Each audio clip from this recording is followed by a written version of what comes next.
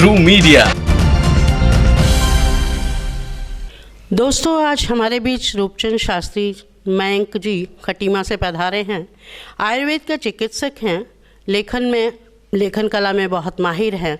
6 पुस्तकें प्रकाशित हो चुकी हैं और हमेशा मुझे फेसबुक पर नज़र आते हैं, यानी कि इतना सक्रिय होते हैं कि रोज़ इनका कुछ ना कुछ नया देखने को मिलता है।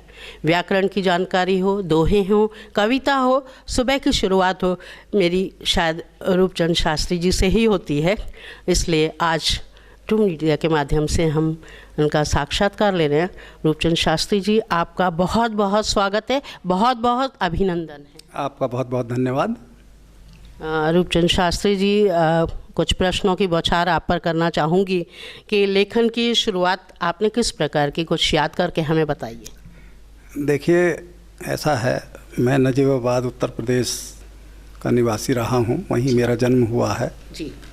तो जब मैं हाई स्कूल में पढ़ता था तो एक पंडित यमुना प्रसाद कात्यायन हमें हिंदी पढ़ाते थे जी। तो जब भी किसी विषय को पढ़ाते थे तो एक दोहा या कविता तुरंत बना के सुना देते थे जी।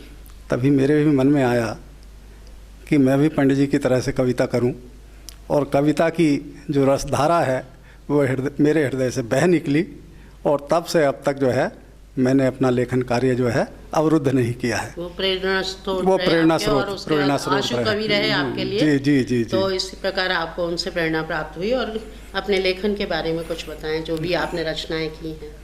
शुरू में तो लगभग सभी विधाओं की छुटपुट रचनाएं करता था, लेकिन 2006 तक इन रचनाओं की संख्या 100 के अंदर ही थी जी। उसके बाद मेरे पुत्रों ने नेट का कनेक्शन ले लिया। किसी मित्र ने कहा कि इसका सदुपयोग करो जी। और मैंने जो है अपना एक ब्लॉग बना लिया, उच्चारण जी। और उसमें प्रतिदिन 2-3 रचनाएं लिखने लगा, और आज मेरे पास जो है नेट पे 5000 के लगभग मेरी रचनाएं लगी हुई हैं। क्या बात है। बहुत खूबसूरत शुरुआत। और मैंने देखा कि आपका व्याकरण का भी बहुत सारा, आप व्याकरण की भी जानकारी नेट के माध्यम से लोगों को दिया करते हैं। जी, बनारस से शास्त्री हूँ, भाषा विज्ञान भी जी। उसमें भी थोड़ा सा दखल है, तो इसलिए मैं छंदबद्ध ही लिखता हूँ। और शुरुआत इस प्रकार हुई कि 2006 में मेरे पौत्र और पौत्री बहुत छोटे थे जी। तो वो रोज़ाना जो है अपनी एक फरमाइश रखते थे, बाबा जी इस विषय पर सुना दीजिए, बाबा जी इस विषय पर सुना दीजिए। तो मैं उनके लिए रचनाएं बनाया करता था, और उसके बाद जो है जब वो रचनाएं बहुत सारी इकट्ठी हो गई तो मेरी 2 पुस्तकें आई, नन्हे सुमन और हंसता गाता बचपन। क्या बात है, क्या बात है। और डॉक्टर साहब, इस समय देश के अंदर जैसा कि बहुत नोटबंदी का बड़ा शोर शराबा मचा हुआ है, उस विषय पे आप क्या कहना चाहेंगे? मैं दोहों में बता देता हूँ आपको। बैंक हुई कंगाल सब, किसका है ये दोष, और उसको कहें दिवालिया जिसका खाली कोष। प्रजातंत्र में क्यों हुआ तंत्र प्रजा से दूर, और समझो इसके मूल में शासक को मगरूर। इससे अधिक नहीं कहूँगा बस। मतलब आपने दोहों में ही अपनी सब बात कह डाली। और क्योंकि आप फेसबुक पर बहुत अधिक रहते हैं, बहुत साहित्यकारों से जुड़े हैं, बहुत से लोग आपसे आशीर्वाद लेते रहते हैं, तो मैं ये चाहूँगी कि साहित्यकार और फेसबुक, और साहित्य का फेसबुक से कैसा संबंध है और कैसा होना चाहिए, आपको कैसा लगता है? देखिए, एक सामाजिक साइट है फेसबुक, और जहाँ तक मैं समझता हूँ कि इसमें सभी तरह के लोग हैं। बिल्कुल। जिसकी जैसी रुचि होती है वो अपने साथी को खोज लेता है।